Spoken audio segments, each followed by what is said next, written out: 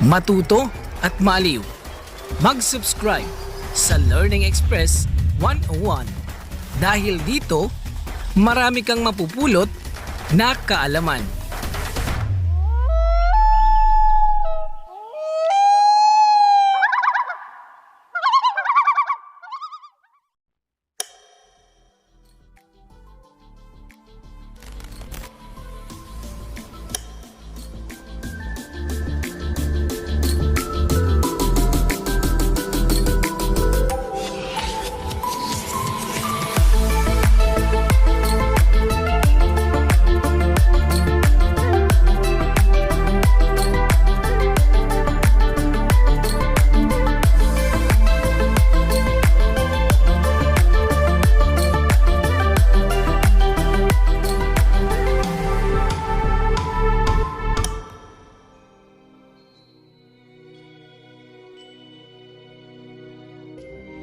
Ayan, kumusta mga ka-LE? At welcome sa ating channel, ang Learning Express 101. Kung bago pa lang kayo sa ating channel, huwag niyo kalimutang mag-subscribe at i-hit ang notification bell para maging updated kayo sa ating mga bagong uploads. Huwag niyo rin kalimutang i-like at i-share ang video na ito sa mga tropa niyo para marami pang makasali sa ating talakayan. Ngayon mga ka-LE, sa nakaraan nating episode, nakiusap ako sa inyo na mag-comment kayo ng kahit ano sa ating video. At salamat dahil hindi niyo naman ako binigo. Ang dami niyong iniwang comments sa nakaraan nating video at ang napili kong comments ay shinout out ko sa ating podcast episode. Sinagot ko rin yung ilan sa mga tanong nyo sa ating comment section. Ngayon mga ka-LE, dating gawin tayo. Mag-comment pa rin kayo ng kahit ano Mamimili ulit ako at sasagutin o isha-shoutout natin yan sa susunod nating podcast episode. So mga ka-LE, kung meron kayong gustong itanong o i-shoutout, i-comment nyo na yan sa baba dahil baka mapili natin yan. At nga pala mga ka-LE, kung hindi nyo pa napapakinggan ang ating podcast episode, ilalagay ko sa description at pinned comments ang link para sa mga yan. At syempre, huwag nyo rin kalimutang mag-subscribe sa ating podcast channel para mapanatili kayong updated. Puputulin ko na ang mahabang introng ito mga ka-LE. Kaya naman ito ng ating disclaimer para makapagsimula na tayo. Ang video na ito ay isang educational video. Kami ay walang intensyong manakit ng kahit anong paniniwala at religious organization. Kinagalang namin ang opinyon at paniniwala ng bawat manunood. Ang video na ito ay hindi sumisimbolo sa aming paniniwala bilang individual at paniniwala ng management ng Learning Express 101. No hate, ka-LE, just love. Ngayon may disclaimer na tayo at pwede nang magsimula. I-hit mo na ang like button at mag-iwan ka ng comment. Kumuha ka na ng paborito mong merienda at kape dahil ito na, sisimulan na natin ang ating talakayan.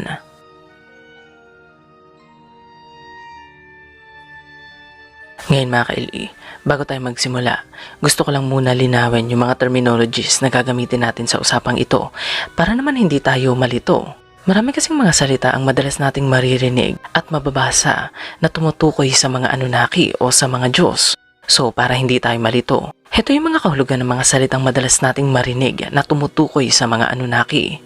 Ang salitang Anunnaki ay tumutukoy sa mga Diyos na kinikilala ng mga Mesopotamian civilization tulad ng Sumer, Akkadia, Assyria at Babylonia. Sa loob ng mahabang panahon, ang kwento ng mga Anunnaki ay naisali na sa iba't ibang kultura at lingwahe. Kaya naman dahil dito, nagkaroon tuloy ng iba't ibang pangalan ang mga Diyos na ito. Ang salitang Anunnaki na nangangahulugang mga nilalang na nagmula sa langit na naglanding dito sa Earth ay nagkaroon ng iba't ibang anyo. Ang salitang Nephilim ay isang halimbawa nito. Ang isa sa mga kahulugan ng salitang ito ay giants at hero. Pero ayon kay Zechariah Sitchin, ang isa pa sa mga kahulugan ng salitang Nephilim ay those who were cast down upon earth, kagaya ng mga Anunnaki. Ang iba pang mga salita na tumutukoy sa mga Anunnaki na mababasa natin sa iba't ibang ancient literature ay ang mga salitang watchers, angels, the fallen ones o fallen angels at Igigi. Ngayon mga ka-LE, ang mga Igigi ay parang mga working class na Anunnaki. At tulad ng mga fallen angels na mababasa natin sa Bible at sa Book of Enoch, sila yung mga gods na nag-aklas laban sa kanilang supreme god at ang karamihan sa kanila ay nag-asawa ng mga babaeng tao. Ang salitang Igigi ay nangangahulugang those who watch and see, katulad ng mga watchers at angels. Yung mga watchers naman ay yung mga divine beings na nag-asawa ng mga babaeng tao at nag-aklas sa kanilang supreme god. Mababasa natin yan sa Book of Enoch. Iba't ibang mga salita at pangalan, pero iisa lang ang kanilang inilalarawan. Ngayong alam na natin ang iba pang mga salita na tumutukoy sa mga Anunnaki, pwede na nating simulan ang ating talakayan. Ang kwento ng Tower of Babel ay ang isa sa pinakamatibay na ebidensya ng galit at pananabotahe ng Diyos sa lahi ng tao. May mga Sumerian tablets na naglalarawan ng parehong pangyayari na inilalarawan sa atin ng Bible tungkol sa insidente ng Tore ng Babylon. Sa kwentong ito, sinasabing nagalit si Enlil, ang leader ng mga Anunnaki, dahil sa mabilis na development ng lahi ng tao. Dahil iisa lamang ang kanilang lingwahe, naging maayos ang kanilang kooperasyon at nagawa nilang maka-achieve ng napakaraming bagay. Dahil sa kanilang kaalaman sa pagtatayo ng mga gusali at bahay, sinubukan nilang magtatag ng isang lungsod na nagtataglay ng isang mataas na tore. Ang lingwaheng tinutukoy sa kwentong ito ay posibleng representasyon ng collective knowledge ng mga tao o yung kaalaman na nakalap ng sangkatauhan sa maikling panahon habang sila ay nabubuhay. Ngayon mga ka-LE, sinasabi sa kwento na naging paranoid si Enlil, ang leader ng mga Anunnaki. Nakita niya na ang malaking potensyal na ipinapamalas ng sangkatauhan ay maaaring maging banta sa otoridad ng mga Diyos sa mga darating na panahon. Dahil dito, nagdesisyon siyang bumaba sa kanilang barkong pangkalawakan at lituhin ang lingwahe ng sangkatauhan. Basically mga ka-LE, sa kwentong ito, sa pangunguna ni Enlil, sinira ng mga Anunnaki ang pagkakaisa at kooperasyon ng mga tao. At ang naging resulta nito ay ang pagkakawatak-watak ng sangkatauhan. Ang parehong kwento ay mababasa rin natin sa Bible, sa Genesis chapter 11. Ayon sa Bible, sa simula'y iisa ang wika at magkakapareho ang salitang ginagamit ng tao sa daigdig. Sa kanilang pagpapalipat-lipat, nakarating sila sa isang kapatagan sa Shinar, Sumer, at doon na nanirahan. Nagkaisa silang gumawa ng maraming tisa at lutuin itong mabuti para tumibay. Tisa o bricks ang ginamit nilang bato at alketran o tar ang kanilang semento. Ang sabi nila, halika kayo at magtayo tayo ng isang lungsod na may tore nga abot sa langit upang maging tanyag tayo at huwag magkawatak-watak sa daigdig. Ngayon mga ka-LE, dito makikita natin na gusto ng mga tao na maka-achieve ng magagandang bagay. Gusto nilang magtatag ng isang lungsod o sibilisasyon na may isang mataas na tore na magre-representa ng kanilang kooperasyon at nauunawaan nila na maggagawa lamang nila ang kanilang mga plano kung sila ay magsasama-sama at magkakaisa. Ngayon mga ka-LE, nagtuloy-tuloy ang kwento at ayon sa Bible, bumaba si Yahweh upang tignan ang lungsod at ang turing itinatayo ng mga tao. Dito na niya sinabi mga ka-LE na parang natatakot siya sa kakayahan ng mga tao. Sinabi niya, ngayon ay nagkakaisa silang lahat at iisa ang kanilang wika. Pasimula pa lamang ito ng mga binabalak nilang gawin, hindi magtatagal at gagawin nila ang anumang kanilang magustuhan. Basically mga ka-LE, nakita ng Diyos ang pagkakaisa ng mga tao at sa hindi malamang dahilan, naisip niya na ito ay isang hindi magandang bagay na kinakailangan niyang pigilan.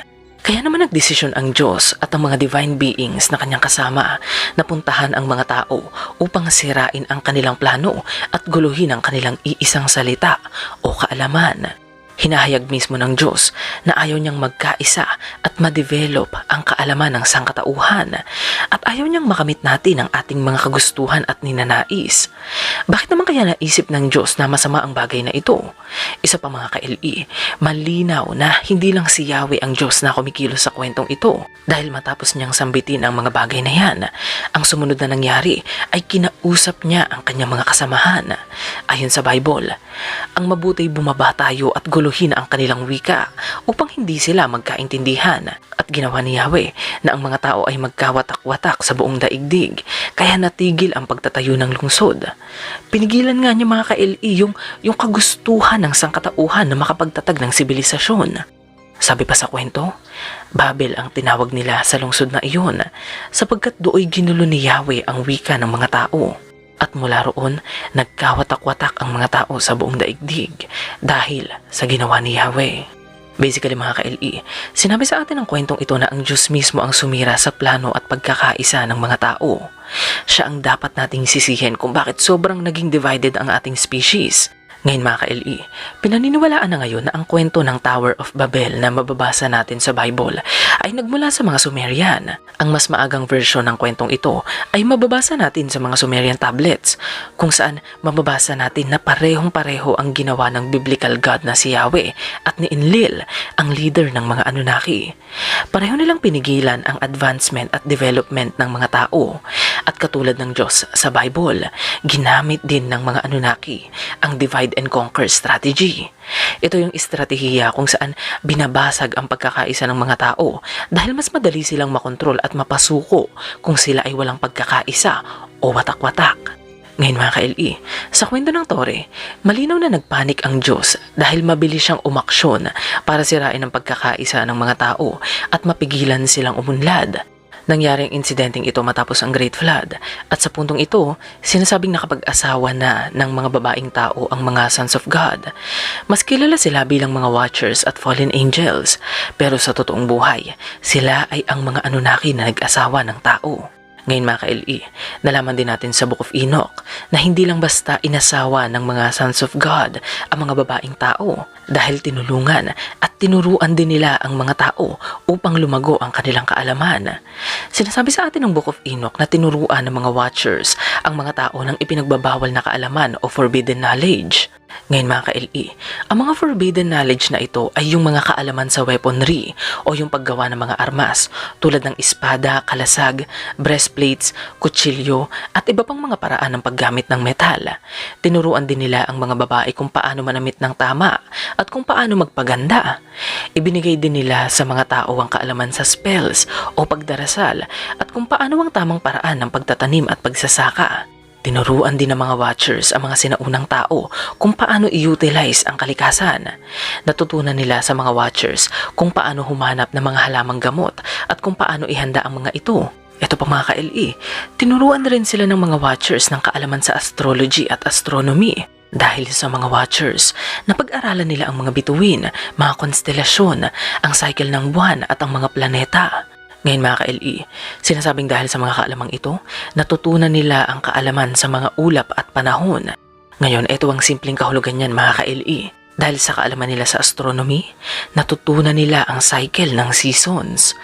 At ito ay ang isa sa mga basic knowledge na kinakailangan ng mga taong naninirahan sa isang agricultural society upang hindi sila dapuan ng taggutom. Ngayon mga ka-LE, ang mga ipinagbabawal na kaalamang ito ay alam na ng halos lahat ng tao ngayon dahil ang mga yan ay ang mga sopistikadong skills at scientific knowledge na kinakailangan ng tao upang makasurvive at lumago. Sa madaling salita mga ka-LE, dahil in-educate ng mga watchers ang mga tao ng survival, agricultural at scientific skills, pinabilis nila ang development ng sangkatauhan. Ngayon mga ka-LE, heto na ang tanong, bakit ayaw ng Diyos sa development na ito? Bakit ipinagbabawal niya ang kaalamang kinakailangan ng mga tao upang sila ay mabuhay at lumago? Malinaw sa kwento na gustong pigilan ng Diyos ang pag-unlad ng sangkatauhan. Gusto niyang manatili tayong mangmang at walang alam. At bukod pa riyan, gusto rin niya ang ating pagkakawatak-watak. Tandaan niyo ang bagay na yun mga ka-LE dahil babalikan natin yan maya-maya lamang. Sa ngayon, pag-usapan na muna natin ang isa pang kwentong konektado sa kwento ng Tore. Ngayon mga ka-LE, bago mangyari ang insidente ng Tore, sinubukan na ng Diyos na i-exterminate ang sangkatauhan dahil biglang nagbago ang tingin niya sa mga ito. Ang kwentong aking tinutukoy ay ang Great Flood, ang kwento kung saan sinubukan ng Diyos na patayin ang lahat ng tao pero hindi siya nagtagumpay. Ngayon mga ka-LE, ang mas matandang version ng flood narrative ay makikita rin natin sa mga Sumerian tablets. Sinasabi sa kwento na alam na ng mga Anunnaki gods ang paparating na pagbaha dahil ito ang epekto ng paglapit ng planetang Nibiru sa planet Earth. Sa pangunguna ni Enlil, ang leader ng mga Anunnaki, nagdesisyon silang lahat na ilihim sa mga tao ang paparating na sakunang ito at hayaan silang lahat na malipol sa kalamidad. Pero si Enki, ang isa sa mga leader ng Anunnaki clan at kapatid din ni Enlil, ay naawa sa mga tao kaya binalaan niya si Sayusudra tungkol sa paparating na baha. Siya ang Noah ng Sumerian Great Flood. Tulad ni Noah, binigyan din ni Enki si Sayusudra ng instruction sa pagbuo magbubuo ng isang malaking arko kung saan niya isasama ang kanyang pamilya, mga kaibigan at mga alagang hayop. Nagpatuloy ang kwento at nalaman natin na kaya tinulungan ni Enki si Sayusudra ay dahil anak niya ito sa babaeng tao. Ngayon mga ka-LE, magpunta na muna tayo sa Biblical Great Flood. Nagsimula ang kwento kung saan sinasabi sa atin ng Bible na noong mga panahong iyon, sumabog ang populasyon ng tao. At dumating sa punto kung saan inasawa na sila ng mga sons of God. Ito yung mga angels o watchers na inatasang magbantay sa mga tao. Ayon sa kwento, napakarami na ng mga tao sa daigdig ng panahong iyon. Nagkaroon sila ng mga anak na babae nang makita ng mga sons of God. Ito yung tumutukoy sa mga anghel. Nakita nila na ang mga babaeng anak ng mga tao ay magaganda. Ang mga ito ay pumili sa kanila ng kani-kanyang asawa. Sinabi ni Yahweh, hindi ko ipapahintulot na mabuhay ng habang panahon ang tao sapagkat siya'y makalaman. Hindi nalalampas sa 120 taon ang kanyang buhay sa daigdig. Nang panahong iyon, may mga higante sa ibabaw ng lupa. Sila ang naging bunga ng pagtatalik ng mga anak ng Diyos at ng mga anak ng tao. Ang mga higanting iyon ay tinanghal na mga dakilang bayani at tanyag na tao noong unang panahon. Ngayon mga ka-LE, base sa kwentong ito, mukhang hindi naman naging masama ang resulta ng pagsasama ng mga babaeng tao at ng mga sons of God. Sinabi pa nga rito na ang kanilang mga naging anak ay tinanghal ng mga dakilang bayani at tanyag na tao. Minumungkahi nito na naging maganda ang pagsasama at kooperasyon ng mga sons of God at ng kanilang mga asawang tao. Sinabi rin sa atin na ang mga naging bunga ng kanilang pagsasama ay nagkaroon ng makahulugang kontribusyon sa sibilisasyon. Kaso nga lang mga ka-LE, hindi na naman maganda ang naging palagay ng Diyos sa bagay na ito. Sapat na ang kaunting pag-unlad at saya upang masabi ni Yahweh na ang mga tao ay masama. Dahil ayon sa Bible, nakita ni Yahweh na laganap na ang kasamaan ng tao sa daigdig at puro kasamaan na lamang ang palaging nasa isip nito. Kaya't labis na kinalungkot ni Yahweh na nilikha pa niya ang tao. Sinabi niya, lilipulin ko ang lahat ng tao na aking nilalang. Lilipurin ko rin ang lahat ng hayop at mga ibon. Ikinalulungkot kong nilalang ko pa ang mga ito. Ngayon mga ka-LE, kung ikukumpara natin ang Sumerian version, iba ang pagkakakwento ng Bible sa kwento ng baha. Sinasabi roon na nakita ni Yahweh na laganap na ang kasamaan ng tao sa daigdig at puro kasamaan na lamang ang palaging nasa isip ng mga tao. Kaya sila sinubukang i-exterminate ng Diyos. Sa hindi malamang dahilan, bigla na lang naisip ng Diyos na ang kanyang mga nilikhang nilalang na kanyang mahal na mahal, ang tao ay masasamang nilalang. Sa ganyang paraan inilatag ng Bible sa atin ang kwento at ang kasamaan ay ang justification ni Yahweh kung bakit kinakailangang mamatay ang mga tao sa Great Flood. Ngayon mga ka-LE, ano naman kaya ang bagay na ginawa ng tao noon na sobrang sama na isip ng Diyos na patayin na lang silang lahat? Ang sagot dito ay ang bagay na kanina pa natin pinag-uusapan, ang pagkakakuha ng mga tao ng mataas na kaalaman at karunungan. Ito ay ang kasalanan na kanilang ginawa. Natutunan nila ang mga bagong kaalaman na ipinagbabawal ng Diyos. Naunawaan nila ang kanilang paligid. Basically mga ka-LE, hindi na sila mga mangmang at walang alam na nilalang. At para sa Diyos, ito ay kasamaan, kasalanan at pagsuway na kinakailangang parusahan at wakasan. Nakita na niya ang mga tao bilang mga makasalanan at masasamang nilalang dahil hindi na mangmang ang mga ito. Nakita na ng Diyos ang potensyal ng mga tao na siya ay suwayin at kalabanin. Ngayon mga ka-LE, heto ang teorya tungkol sa biblical God na si Yahweh at sa Anunnaki brothers na si Enki at Enlil. Isipin niyo ang teoryang ito mga ka-LE. Kung ang original na version ng flood story sa Bible ay mula sa mga Sumerian, posible kaya na makita pa natin ang mga point of view ng mga Anunnaki sa kwentong ito? Posible kaya na ang flood story na nai-record sa Bible ay inirepresenta ang point of view ni Enlil, ang leader ng Anunnaki clan na galit sa mga tao, at ni Enki, ang Anunnaki na mahal ang mga tao? Sinabi sa atin ng Sumerian tablets na si Enlil lamang ang Anunnaki God na hindi sang-ayon sa paglikha ng mga tao bilang alipin. At siya rin ang leader ng Anunnaki clan na nanguna sa desisyong ilihim sa mga tao ang paparating na kalamidad at hayaan silang mamatay. Nakita niya ang paparating na baha bilang oportunidad upang tuluyan na niyang ma-exterminate ang lahat ng tao sa Earth. Ngayon mga ka-LE, posible kaya na ang point of view na ito mula kay Enlil ay nai-record ng Bible sa pamamagitan ng karakter ni Yahweh? Kung iisipin nyo nga naman mga ka-LE, hindi malinaw ang pagkakalahad ng kung ano ba ang kasamaang ginawa ng mga tao noon para masabi ni Yahweh na sila ay masama.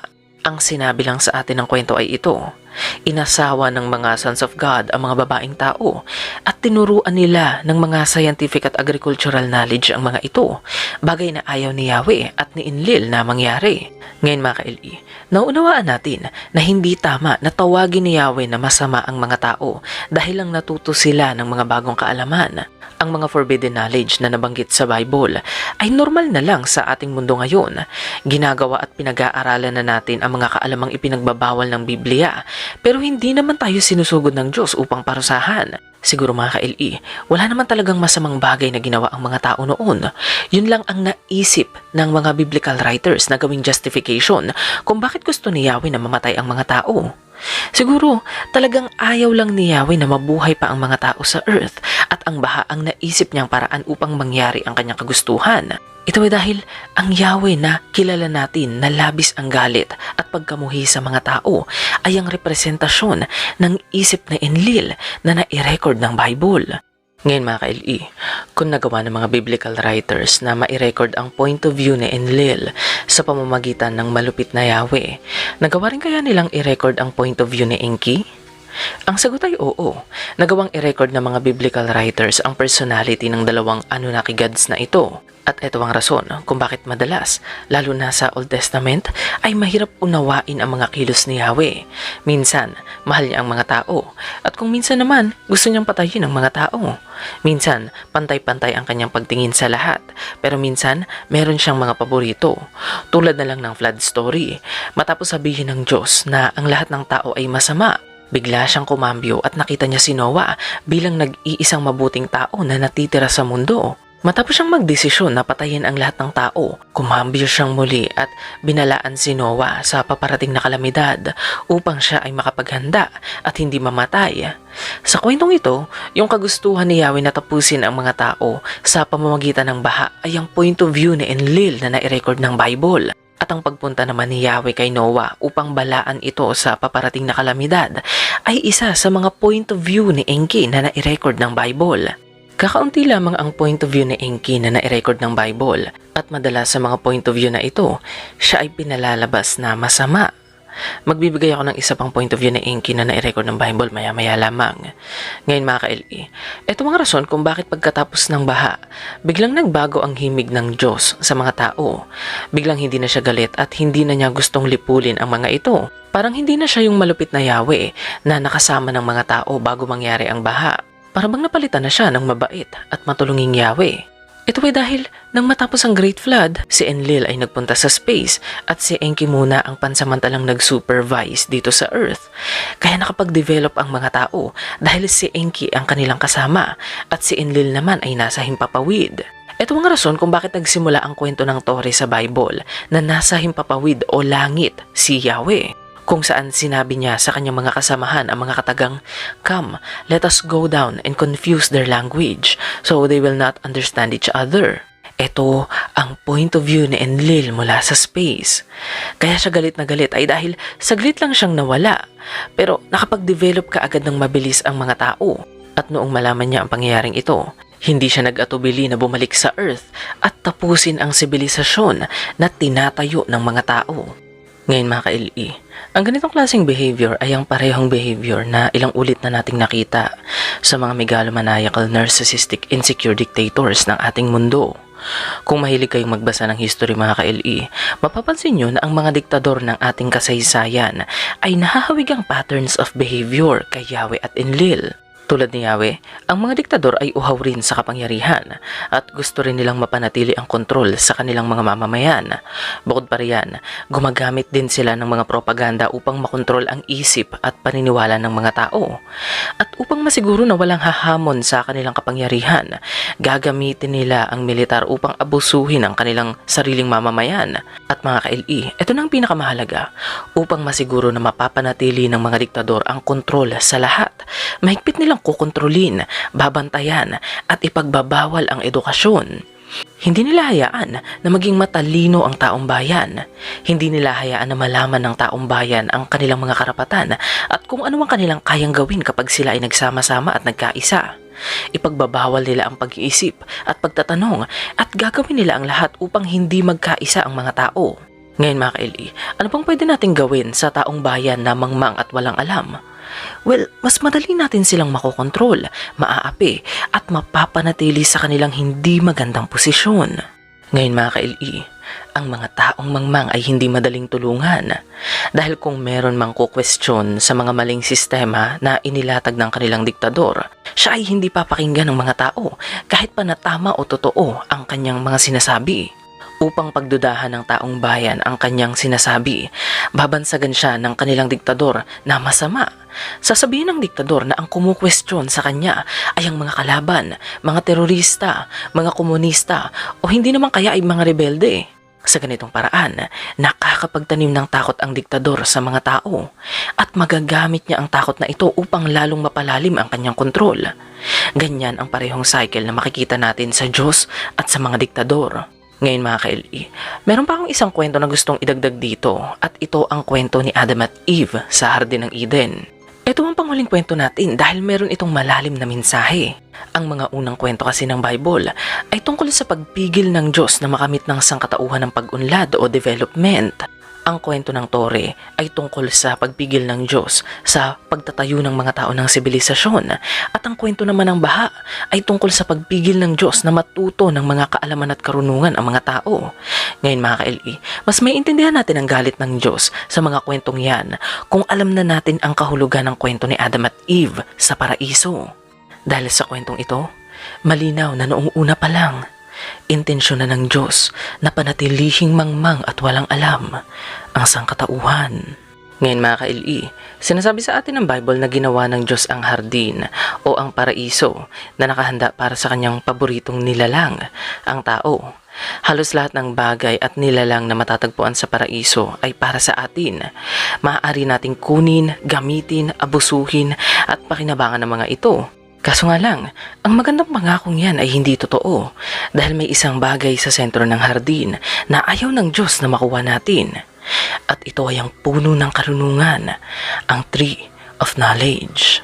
Sa kwento kung saan tayo ang pinaka-espesyal sa mata ng Diyos, ang pagkakaroon ng kaalaman, talino, karunungan at pangunawa ay isang kasalanan. Malinaw na sinasabi ng Diyos na kung gusto nating manatili sa paraiso at kung gusto natin siyang makasama, kailangan nating maging mangmang at walang alam. Pero mga ka-LE, ayon sa kwento, hindi natin napigilan ang ating sarili. Uhaw tayo sa karunungan dahil nilikha tayo ng Diyos na nagnanais na matuto. At nang kumain si Adam at Eve mula sa puno ng karunungan, dito na nagsimula ang lahat ng problema natin. Una, natuto tayong magdamit at ngayon hindi na tayo hubot-hubad na naninirahan sa paraiso kasama ang mga hayop. Natuto tayong magsaka at magtayo ng sibilisasyon. Natutunan din natin ang pagtatayo ng kaharian kung saan tayo natutong maglunsad ng giyera. Pero sa parehong panahon, natutunan din natin ang alagaan ng isa't isa. Mulat na ang ating mga mata, yung mga bagay na ipinagbabawal ng Diyos ay hawak na nating lahat ngayon at hindi natin ito gustong bitawan. Ang mga forbidden knowledge na ito ay ang ginamit natin upang marating natin ang kalawakan at ibang mundo. Ang mga forbidden knowledge na ito ay ang naging daan upang malaman natin na ang universe na ating tinitirahan ay mas malaki, mas malawak at mas nakakamangha kaysa sa sinasabi ng ating mga propeta. Siguro mga ka-LE, kung hindi tayo kumain mula sa puno ng karunungan, hubot-hubad pa rin tayong nagpapalaboy sa kalikasan hanggang ngayon. At inaaliw ang ating sarili sa paniniwala na tayo ang sentro ng lahat. Pero dahil mas marami sa atin ang pinili ang karunungan, lalo tayong napalayo sa Diyos at sa hardin. At narating na natin ang punto kung saan hindi na tayo makabalik pa. Hindi dahil nakatindig pa rin ang mga anghel at ang kanilang nagliliyab na espada sa entrada ng paraiso upang tayo ay pigilang makapasok, kundi dahil hindi na natin nais na bumalik pa sa hardin. Paminsan-minsan, iniiyakan natin ang hardin ng Eden, ang ating naglahong paraiso. Hinahanap natin ang presensya ng tagapaglikha na magsisilbing magulang na hawak sa ating mga kamay kapag tayo ay natatakot. Hinahanap-hanap natin ang paniniwala na tayo ang sentro ng lahat dahil ito ay nagbibigay sa atin ng saya. Ang kwento ni Adam at Eve sa Hardin ng Eden ay isang representasyon ng isa sa pinakamahalagang pangyayari sa ating kasaysayan. Sinisimbolo nito ang pinakamaagang panahon ng development natin bilang isang species. Noong tayo ay maituturing pang inosente, ignorante at walang kaalam-alam tungkol sa mundong ating ginagalawan. Sa mga panahong hindi pa natin alam ang ating lugar sa universe. Kaya nga tao ang sentro ng kwento nila Adam at Eve dahil mula ito sa ating human-centric idea o yung paniniwala na nilikha ang mundo at ang lahat ng nandito para sa ating lahi. Ngayon mga ka-LE, isagad na natin ang ating kwentuhan na ito. Laliman pa natin ang ating usapan. Kung nire-representa ng kwentong ito ang pinakamaagang kasaysayan at development ng tao, well, ano ba talaga ang kahulugan ng kwento nila Adam at Eve? Well, ang Hardin ng Eden o ang Paraiso ay ang sumisimbolo sa kalikasan at si Adam at Eve, sila naman ang sumisimbolo sa pagsisimula ng ating lahi. Sila ang ating mga ninuno. Kung iisipin nyo nga naman mga ka-LE, tulad ng ibang mga nilalang, si Adam at Eve ay talagang nakatira sa paraiso. Kapag sila ay nagugutom, tulad ng mga ibon, pwede silang umakyat sa puno at kumain ng prutas. At tulad ng mga tigre, pwede rin silang mangaso. Ngayon mga ka-LE, madalas nating ma-imagine si Adam at Eve na nasa isang literal na paraiso, kung saan kasama nilang namumuhay ang ibang mga hayop, tulad na lang ng mga European paintings na naglalarawan ng kanilang kwento. Pero sa totoong buhay mga ka-LE, hindi mga European paintings ang ating dapat tignan kung talagang gusto nating makita ang buhay nila Adam at Eve. Ang imahe na dapat nating tignan sa tuwing iniisip natin sina Adam at Eve sa paraiso ay ang imahen ng mga uncontact human tribes na nakikita natin ngayon na naninirahan sa mga bundok, gubat at savanna. Basically mga ka-LE, mga primitibong tao na hubot-hubad na naninirahan sa kalikasan. Sila ang tunay na imahen ni Adam at Eve sa paraiso. Sila yung version ni Adam at Eve na hindi kumain ng prutas sa puno ng kaalaman at karunungan. Sila yung version nila Adam at Eve na hindi sumuway sa Diyos. Kaya hanggang ngayon, naninirahan pa rin sila sa paraiso o sa hardin nang walang saplot. Hanggang ngayon, naninirahan sila sa paraiso, hindi dahil ang kanilang buhay ay masaya o madali, kundi dahil ang kanilang buhay ay simple. Ito ang paraiso. Hindi nila kailangan mag-aral, hindi nila kailangan magtrabaho at kumita ng pera upang sila ay manatiling buhay. Hindi nila kailangang manirahan sa isang mega city kung saan kinakailangan nilang sumunod sa social system ng ating sibilisasyon. Bakit pa nila gagawin ang lahat ng bagay na yan kung ang lahat ng kanilang kailangan ay nasa kanilang paligid na? Ngayon mga ka-LE, balik tayo sa ating theory tungkol kay Yahweh at sa Anunnaki brothers na si Enki at Enlil. Iniisip nyo siguro kung na-record din ba ng Bible sa kwento ni Adam at Eve ang point of view ng dalawang Diyos na ito, no? Well, na-record nga sila ng Bible. Ang Yahweh na kasama nila Adam at Eve sa hardin na nagbabawal sa kanila na kumain mula sa puno ng karunungan at kaalaman ay ang point of view ni Enlil. Point of view din ni Enlil ang galit na Yahweh na nagpalayas kila Adam at Eve sa Eden. At boses din ni Enlil ang narinig natin sa Genesis chapter 3 verse 22 na nagbabawal kila Adam at Eve na kumain sa Tree of Life. Sa bahaging ito ng kwento, hindi na natin maitatanggi pa na ang ilang persona ni Yahweh ay ang representasyon ng Biblia sa karakter ni Enlil. Dahil tulad ni Yahweh, hindi lang ang karunungan ang ipinagbabawal ni Enlil sa mga tao, dahil mahigpit din niyang ipinagbabawal na makamit ng tao ang buhay na walang hanggan.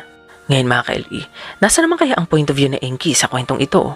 Si Enki ang inire-representa ng ahas na nakausap nila Adam at Eve sa hardin. Siya ang nag-udyok sa mga tao na piliin ang kaalaman at karunungan kaysa sa paraiso.